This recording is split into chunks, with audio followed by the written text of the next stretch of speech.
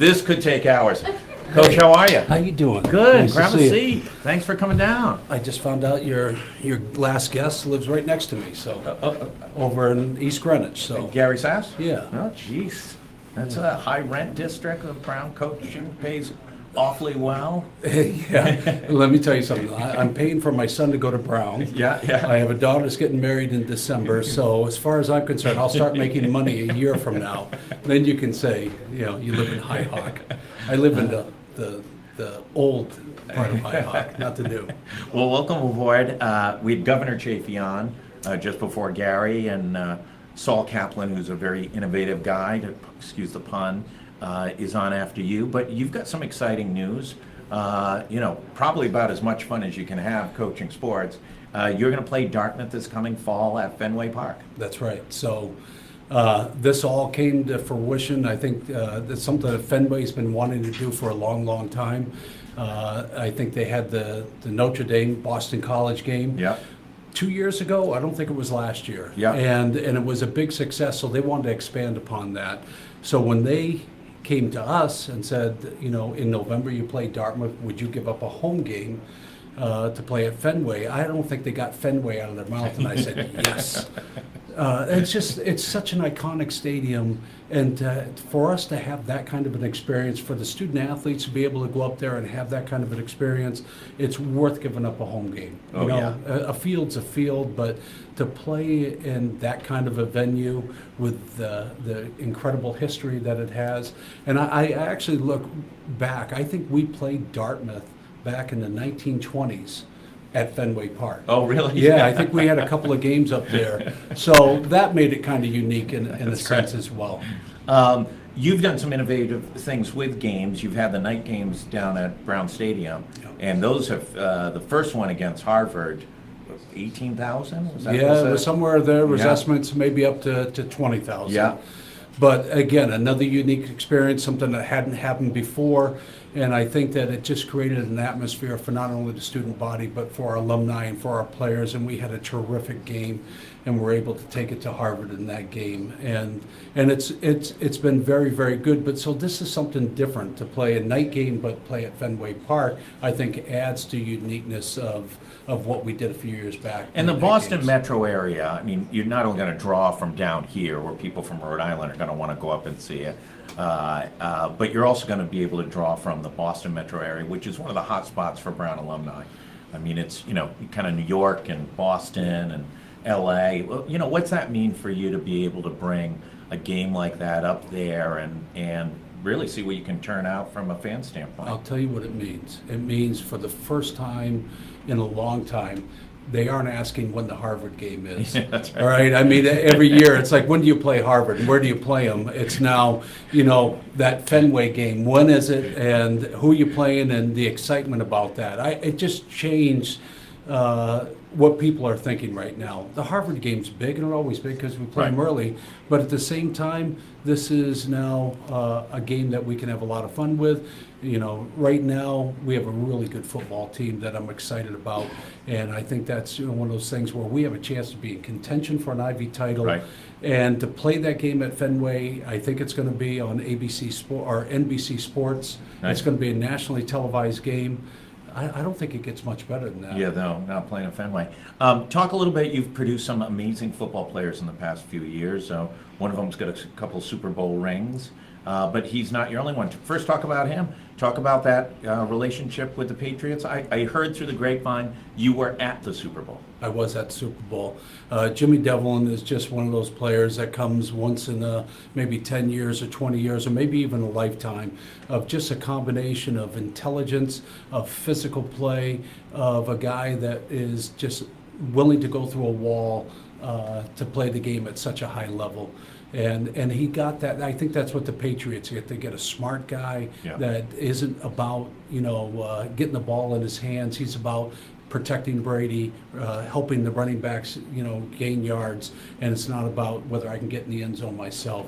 He's such an unselfish player, And the fact he has 2 Super Bowl rings and he might get more is pretty incredible. And then you get another kid over on the Giants. He's got two rings. Does he have 2? So Zach Diossi has 2 rings as well. And the interesting thing about Zach is that Zach had the opportunity to win an Ivy League ring while he was here, and then turn around and win a Super Bowl championship. Pretty much the same. It seemed like it was the same year. Yeah. Well, it was. It was actually that following year, but he was able to do it twice. And again, Zach was one of those freaks that comes along in the Ivy League that we happened to get. His father played in the pros for a long, long time.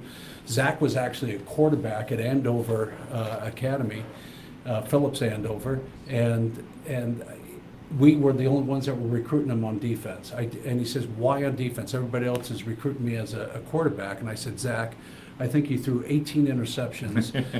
And I said, "You were the first guy down the field to make the tackle, so I knew you had a defensive mentality in you." But he was one of those guys, just that competitive nature. Zach, there wasn't a sprint. He never lost a sprint. He wanted to be the very best in everything that he did. And he was one of those guys as a freshman that they would come around and say, "Who is that guy?" Yeah.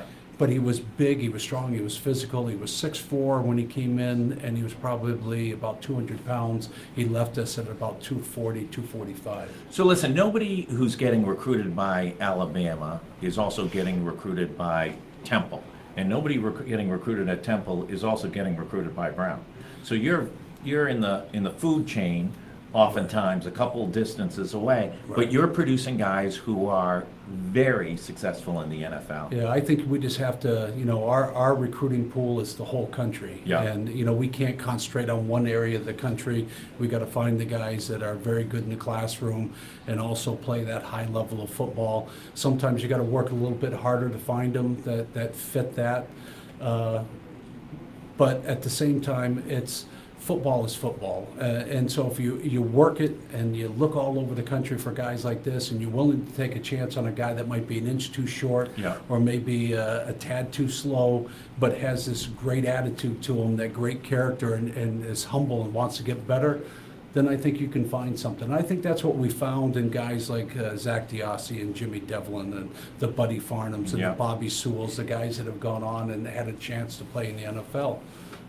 They just, they had some flaw, and we found something better in them that could overcome that. Visiting the other day was the great, and just ask him, he'll tell you Travis Rowley was in the house. So another group of guys, the Rowley brothers. One of them just retired, right? He played in the indoor league for 4,000 years. Right, Kyle Rowley. But just a great family, a very competitive family. Those were the kind of guys that when practice ended, theirs just started. Yeah. They stayed out there all day long. We had to shut the lights off and we'd have to kick them off the field because they wanted to stay and play catch together. And they were just great guys to be around. And they were the kind of guys that, maybe a couple inches too short, maybe not fast enough, but put them on a football field and they were as good as anybody out there. Well, listen, I think everybody's excited about the game up at Fenway. Tickets went on sale for Brown alums, Brown community today, and that's exclusive to them for the week.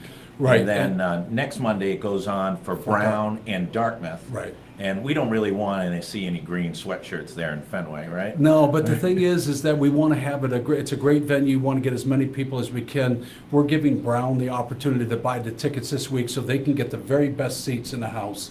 And then next week Dartmouth will have that opportunity, and then the general public.